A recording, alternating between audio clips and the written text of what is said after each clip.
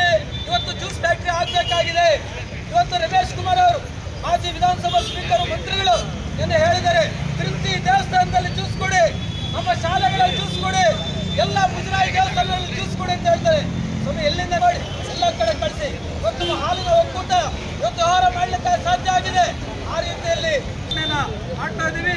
ಇವತ್ತು ಕೂಡಲೇ ಏನು ಇವತ್ತು ಕ್ಯಾಬಿನೆಟ್ ಮೀಟಿಂಗ್ ಬಹುಶಃ ನಾವೆಲ್ಲ ಈ ಮಾವಿನಕಾಯಿ ಚಿಕ್ಕಬಳ್ಳಾಪುರ ನಂದಿಬೆಟ್ಟ ಕೆತ್ಕೊಂಡು ಹೋಗ್ತೀವಿ ಅಂತೇಳಿ ಇಲ್ಲಿ ಕೋಲಾರದಲ್ಲಿ ಅವ್ರ ಮನೆಗಳ ಮುಂದೆ ನಾವು ಸುರಿತೀವಿ ಅಂತ ಭಯ ಪಟ್ಟು ಇವತ್ತು ನಂದಿಬೆಟ್ಟದಲ್ಲಿ ಶಾಶ್ವತ ಅಲ್ಲ ಅಧಿಕಾರ. ನೀವು ಜನವಿರುದ್ಧವಾದಂಥ ತೀರ್ಮಾನಗಳನ್ನು ತಗೊಂಡ್ರೆ ನಾಳೆ ನಿಮ್ಮನ್ನು ಮನೆಗೆ ಕಳಿಸ್ತಾರೆ ಅಂತ ಹೇಳ್ತಾ ಈ ಸಂದರ್ಭದಲ್ಲಿ ಮಾತಾಡಲಿಕ್ಕೆ ಅವಕಾಶ ಕೊಟ್ಟಂತ ಎಲ್ರಿಗೂ ಒಂದಿಷ್ಟು ನಾನು ಮಾವಿಗೆ ಬೆಂಬಲ ಬೆಲೆ ಘೋಷಣೆ ಆಗಲೇಬೇಕು. 1 ಟನ್ ಮಾವಿಗೆ 15,000 ಬೆಂಬಲ ಬೆಲೆ ಘೋಷಣೆ ಆಗಲೇಬೇಕು. ಜ್ಯೂಸ್ ಫ್ಯಾಕ್ಟರಿಗಳು ಕೂಡಲೇ ಸ್ಥಾಪನೆ ಮಾಡಲೇಬೇಕು. ಕೈಗಾರಿಕೆಗಳ ಸ್ಥಾಪನೆ ಆಗಲೇಬೇಕು. ಕೈಗಾರಿಕೆಗಳ ಸ್ಥಾಪನೆ ಆಗಲೇಬೇಕು. ಜಿಲ್ಲಾದ್ಯಂತ ಕೃಷಿ ಆಧಾರಿತ ಕೈಗಾರಿಕೆಗಳಿಗೆ ಕೇಂದ್ರ ರಾಜ್ಯ ಸರ್ಕಾರಗಳು ಕಾರಣರಾಗಿರುವುದಕ್ಕೆ ಅಧಿಕಾರ.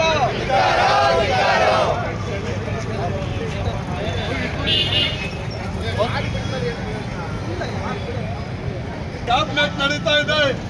2 ರಾಜಕೀಯ ಪಕ್ಷಗಳಿಗೆ ಎಚ್ಚರಿಕೆಯನ್ನ ಕೊಡ್ತಾ ಇದ್ದೀವಿ. ಈಗಾಗಲೇ ಬೆಂಬಲ ಬೆಲೆ ಘೋಷಣೆಯನ್ನ ಕರ್ನಾಟಕ ಸರ್ಕಾರ ಈಗಿನ ಕಾಂಗ್ರೆಸ್ ನೇತೃತ್ವದಲ್ಲಿರುವ ಕೊಡ್ತಾ ಇದ್ದೀವಿ.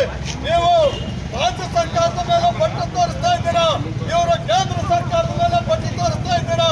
ನೀವಿಬ್ಬರು ಕೂಡ ಈ ಜಿಲ್ಲೆಯ ಜನರನ್ನು ಮೋಸ ಮಾಡ್ತಾ ಇದ್ದೀರಾ ಅಂತ ಹೇಳಿ ಎಚ್ಚರಿಕೆಯನ್ನು ಕೊಡ್ತಾ ಇದ್ದೀವಿ. ಈ ಸಂದರ್ಭದಲ್ಲಿ 1-2 ನಿಮಿಷ ಜಿಲ್ಲಾ ಕಾರ್ಯದರ್ಶಿ ಮಂಡಳಿ ಸದಸ್ಯರಾಗಿರ್ತಕ್ಕಂಥ ಗೀತಾ ಅವರು ಮಾತನಾಡಬೇಕು ಅಂತ ಹೇಳಿ ವಿನಂತಿ ಮಾಡ್ತಾ ಇದ್ದೀವಿ.